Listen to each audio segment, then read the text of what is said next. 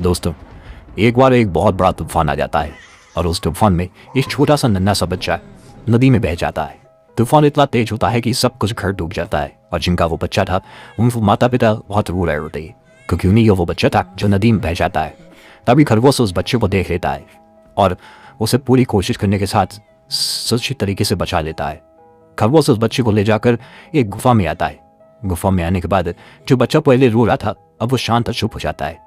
खरगोश उसकी अच्छे से देखभाल करता है और जिधर इनके माँ बाप बहुत ही रो रहे होते हैं जिनका वो बच्चा होता है।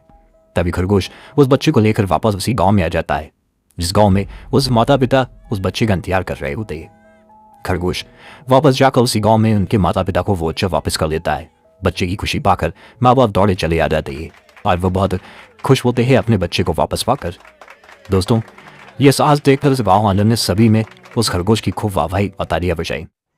बिल्ली यहाँ पर प्रेग्नेंट होती है और वो उसको लेबर देना शुरू हो जाते हैं। तभी अचानक से वहाँ पर बहुत जल्दी तूफान आ जाता है। बिल्ली और बिल्ली यहाँ पर लाने की पूरी कोशिश करते हैं, वो टैक्सी भी करते हैं, लेकिन फिर अचानक से उनकी गाड़ी फंस जाती है। एक घने तूफान में वो हॉस्पिटल नहीं पहुँच पाते हैं और तभी आकाश से एक बिजली ताकन उन पर गिर जाती है।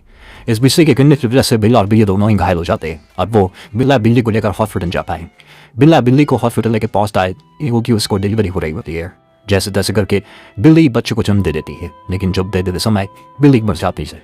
बिल्ला उसकी याद में बहुत रो रहा होता है और अपने बच्चे को गोद में लेकर सोच रहा होता है कि काश को अगर मेरी पत्नी यानी कि बिल्ली जिंदा होती तो आज हमारा परिवार एक पूरा खुशहाल परिवार होता।